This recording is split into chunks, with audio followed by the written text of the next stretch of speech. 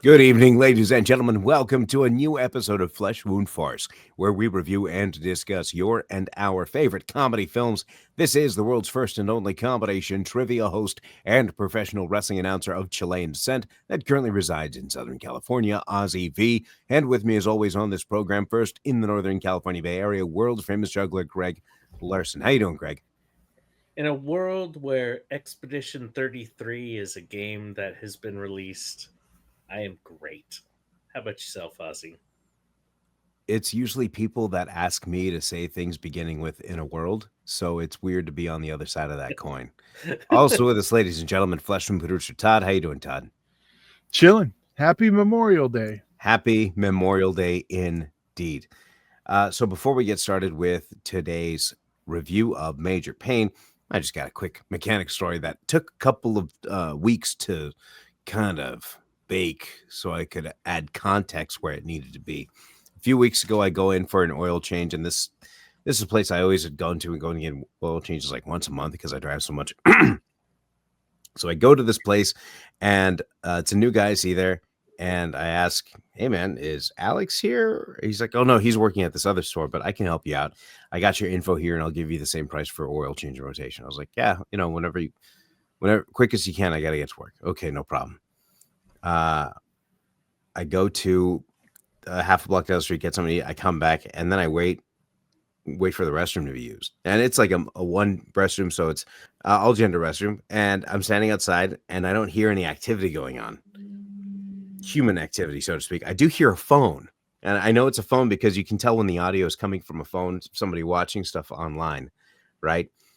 And I take video of me standing at the door, and you could hear the phone through the door with like, you don't hear anything going on, and then all of a sudden you hear hands being washed, and then the door opens, and it turns out it was the same supervisor that took over for the guy that I always known at that store. So then I immediately started to second guess any advice he would give me, because he's the kind of manager that would go inside the one restroom that's available for everybody while he has people in the lobby, and would actually go through to the decision of watching something on his phone loud enough to wherever outside anybody can hear him. Well, he's clearly not doing anything in the restroom. It was a very odd choice decision to be made by an individual like this. So lo and Sorry to behold, interrupt, but was the audio of the video step one on how to change oil? oh, that would have been amazing. No, it was it was TikTok or Instagram or whatever, right? Well, maybe you 'Cause dropped I a could hear deuce and had it on. still. defend I this mean, man. like, yeah, come I'm on. sorry, devil's advocate over here. Okay, then if that's the case, so while the deuce is being dropped, he has the phone in his hand. He sets the phone to the side. He wipes, he picks up the phone again, then goes to the sink to wash his hand. Also not smart decision making. Am I right? I'm just picturing Caesar, our friend Caesar, in my head doing all this. Well, moving on, fast forward a few hours, like, "Hey, Ozzy, can I talk to you?" Me like, "Yeah, what's up?" "Hey, so your left boot," and he starts saying all this stuff, like it's starting to leak, and you could probably go like, "This time should be fine, but the next time for sure you want to get that taken care of." I was like, "Okay, how much is that going to cost me?" It's like, "Oh, I'll write this up here. So you need this plus the others." All right, I'll do it for $750. I'm like, "Okay." Okay, all right, cool. Thanks, bathroom video watcher guy. So I got a buddy of mine. Was it how to overcharge your? Was that the video? How to overcharge your customer? Yeah, and he printed out everything I needed, and I sent that picture to a buddy of mine who I went to high school with. Doesn't like the major work on my car, because I just go to this place for simple stuff, oil changes, because I don't want to bother this guy that I know for once a month oil changes. And he even says, "Thank you for not bothering with that kind of stuff." But I take it to him, and he's like, "Oh, I can do that for like $250." Like, okay, cool. He's like, "But let me look at it first, because with this, this part or the replacing of it, they don't want you to do it until it absolutely needs to be done. So let me take a look at it, and then we'll go from there." Great. It's like that was like a couple of weeks ago that I asked him, because I was going to be out of town for a few weeks. So this morning was the actual first time I got to bring it over to him. And he goes underneath, he looks at it, and he says, "I'm going to be completely honest. We can check again in another 6 months, but you can go another year and a half or 2 years with that." I'm like, Okay. So he's like, yeah, it's one of the easiest money grabs for a mechanic place to do is that specific part. Because it's easy to spot a leak going on from the edge of it. But the problem happens is when because it's like an accordion that covers this whole joint. And when that starts to have tears in it, that's when you need to get it replaced. But those don't have tears in it. And because you do mostly freeway driving and not city driving, I think you'll be fine for another 1.5 to 2 years. So, and then it's like, so I go back and I'm standing there and I watch that video and I watch that video of just hearing this guy manager occupying the one restroom with people in his lobby, watching a video on his phone, taking extra time to watch it because obviously, as I said, I didn't hear any activity. There's not even a flush that went on. In the video that I recorded, you could hear it.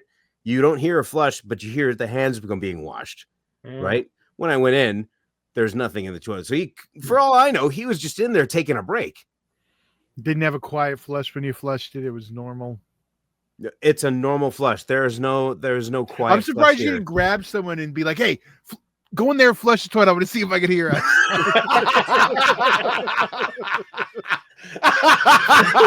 If I was with him or someone else was with him, 100% he would have done that. 100%.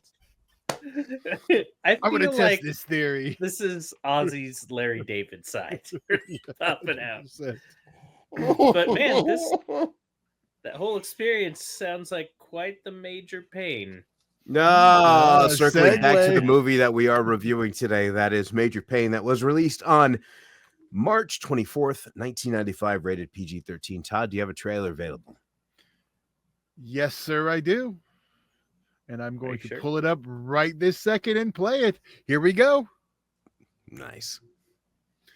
Of course. Now it's having trouble sharing the video. So much for that idea. Oh, my God. Oh, wait. I forgot to get the trailer, but I'm No, gonna totally it's play right it off there, like I didn't. but it doesn't Here want to it play is, it. right? No, hold on. I'm going to try it one more time. It's telling me it won't It's like, play it. you know that part in Empire Strikes Back when Han Solo's trying to go into light speed? Oh, yeah, watch this. Like, fuck, And then Leia's like, okay. watch what? Yeah, that's exactly what's happening. Is we're gonna have Would to it do help this if one. Todd, would it help if I got out and pushed? It might. Hold on. We got this. Don't worry.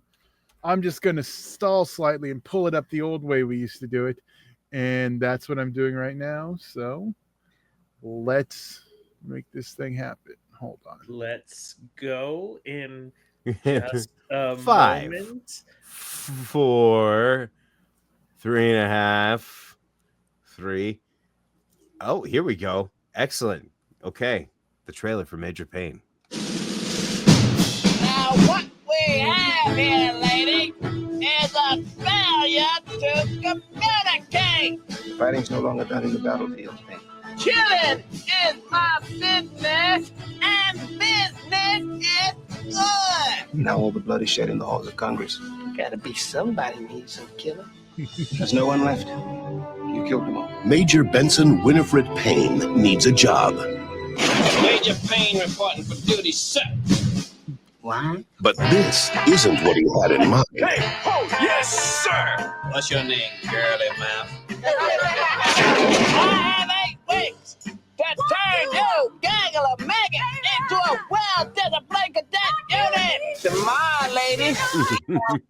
Hard stuff. The hard stuff? Gotta get rid of that jerk. These kids need a minor miracle, but what they've got is a major pain. Hi, I'm Emily Walker, and the school counselor. You want Rissa? You need to be more sensitive. Did I give you permission to sneeze, okay? No, sir. Bleep, bleep, bleep. What are you laughing at, pig boy? His methods make madness, Right inside. but now they're learning. No pain, no gain. Boy's making me soft. Them boys need you. Universal Pictures presents Benson, nobody does the robot anymore. Guess I got to dig further into my repertoire. Damon Wayans, He's back. Who's back? The man who lives in my closet. You in there? He's still in there. He ain't happy. Major Pain. Sensitive.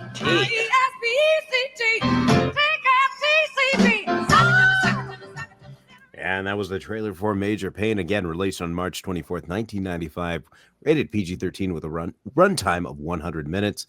This was an actual remake of the 1955 film The Private War of Major Benson, with this film being directed by Nick Castle and this particular screenplay being written by Dean Lowry, Gary Rosen, and Damon Wayans. Starring Damon Wayans, Karen Parsons, and also featuring a cameo from former professional wrestler Bam Bam Bigelow. It's a nice surprise to see. No, not former professional wrestler. He's Late always professional wrestler. I'm sorry. There you go. Well, because he's not alive right now in wrestling. Yeah, but he never retired. He went out. Okay. Late professional wrestler Bam Bam Bigelow. So initial thoughts on this. This is what also a first time viewing for me. It is interesting to see one of these movies that are heavy character from the late 80s, early to mid 90s. The hokiness is just driven up a little bit.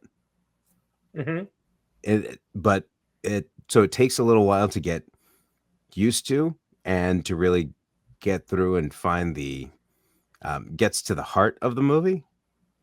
But other than that, I mean, it's a good film you can watch with kids.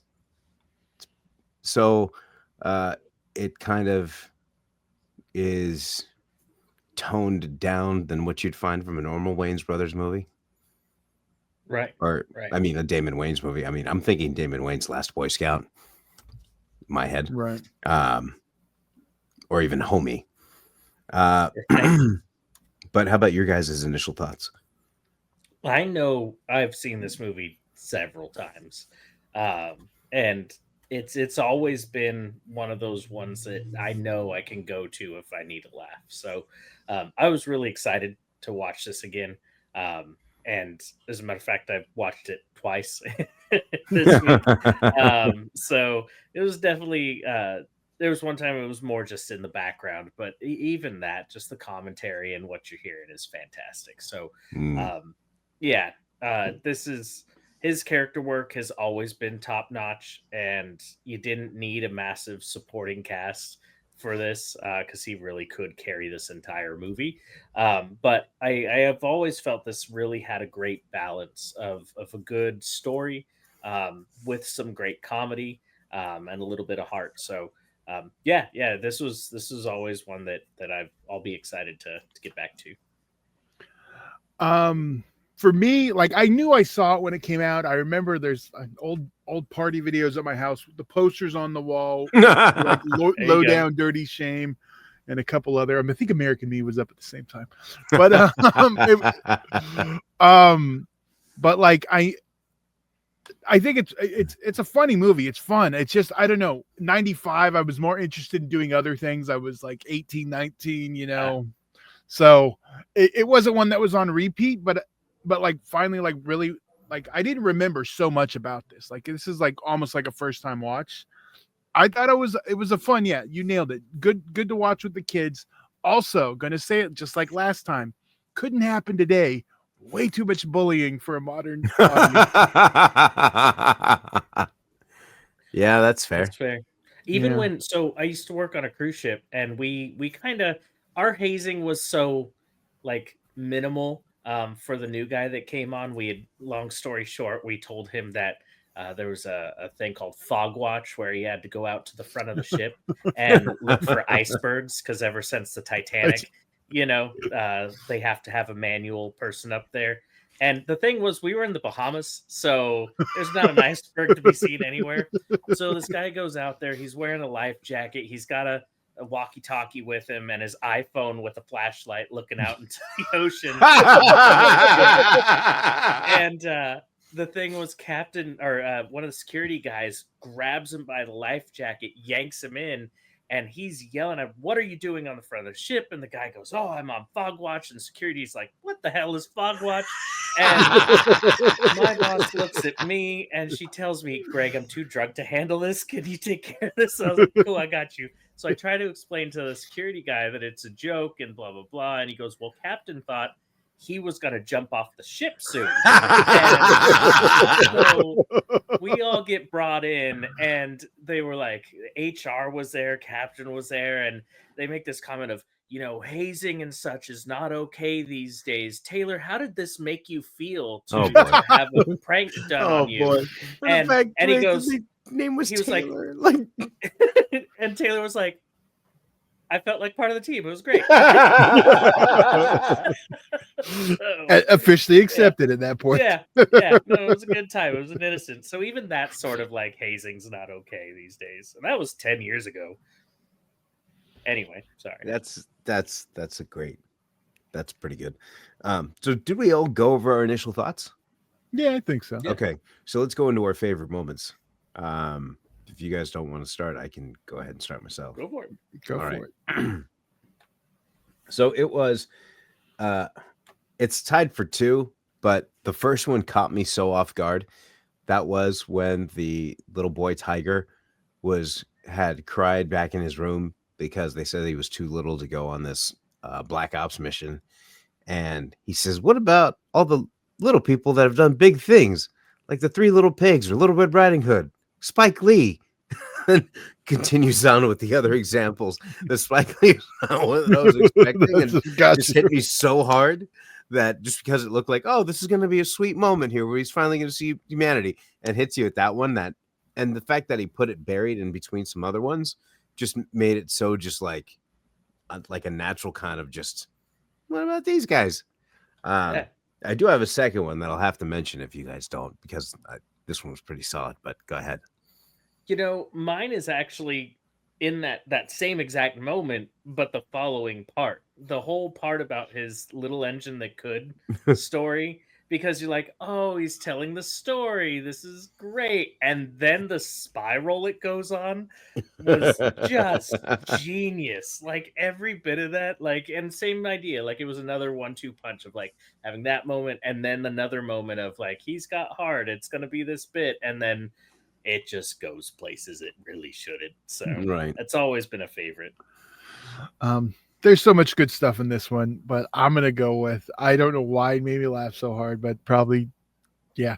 When he's breakdancing to 2 Live Crews, Pop That Coochie. I just, it's funny because that's the clean version. It's still like, okay, we're doing this, but yeah. And I do want to mention, this is one of, on our network, Pug's Dread, also been on the show. One of his absolute favorite movies. I mean, he's the right age for it too, so he would have been a kid when it came out, so I get it. But like he gave me a few things that I can't really say.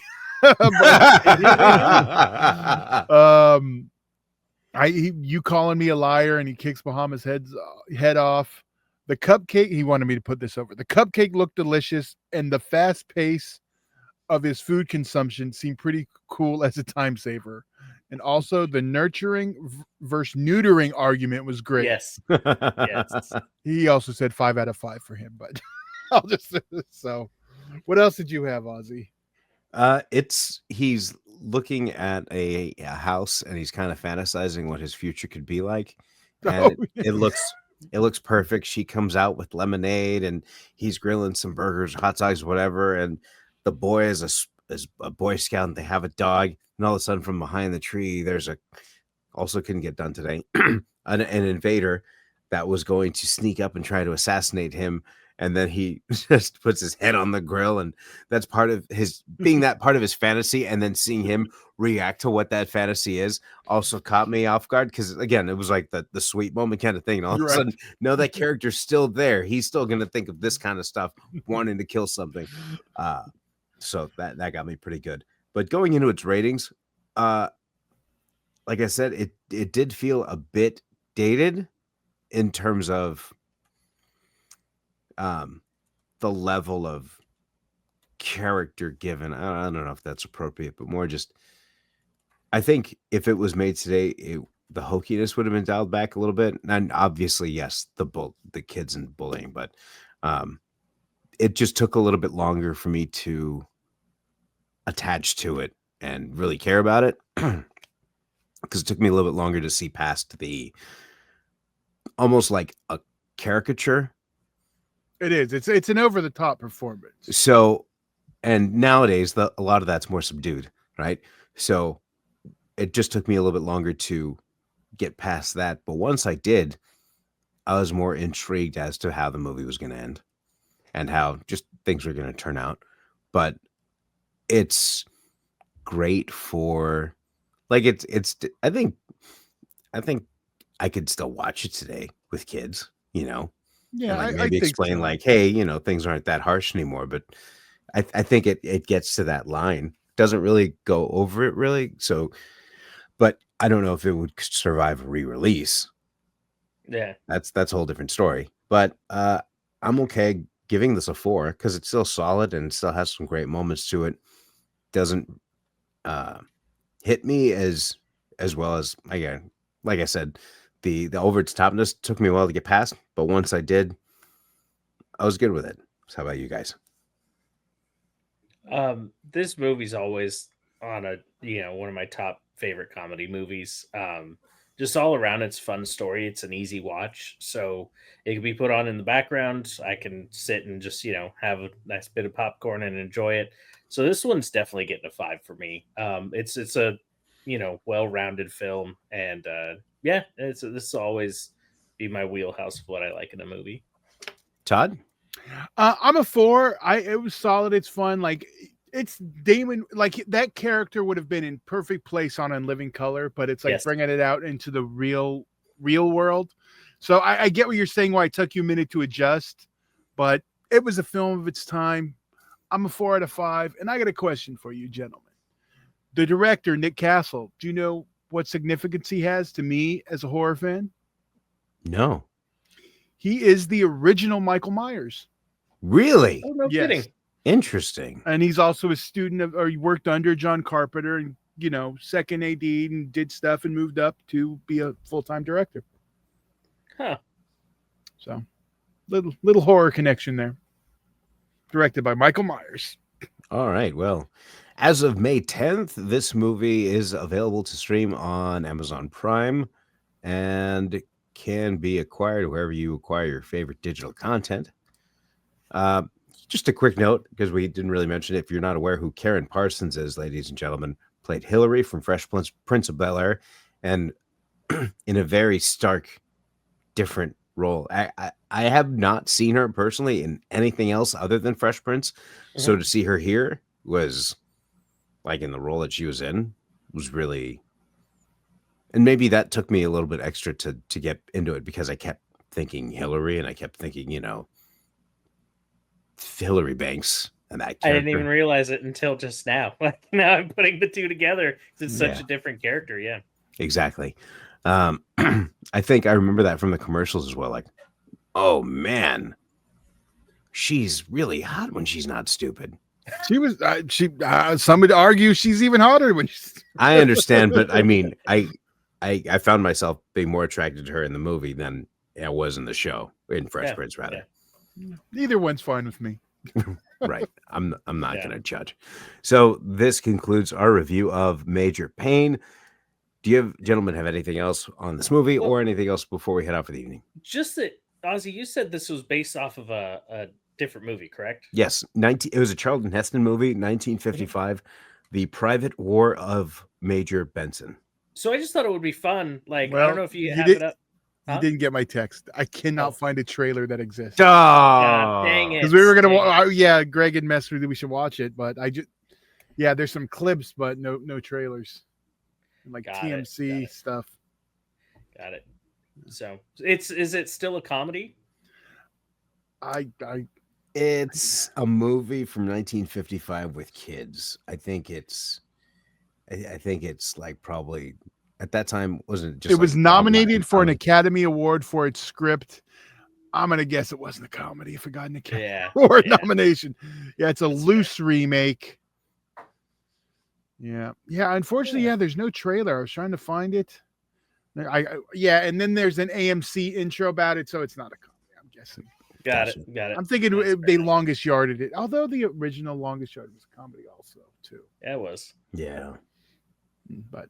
Oh, well. All right. Yeah, Unfortunate. I don't have anything else.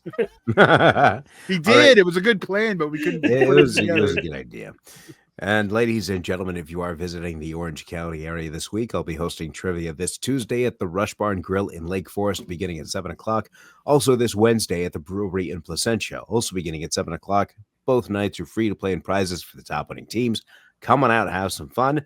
And if you gentlemen don't have anything else before we head off for the evening, for world famous juggler and Flesh Wound producer Todd Ozzy. Hold on a second. Let's go back. You won't need to edit this. Whatever. We're just rolling on. For world famous juggler Greg Larson and Flesh Wound producer Todd, I'm Ozzy V. And we'll see you next week right here on a brand new episode of Flesh Wound Farce.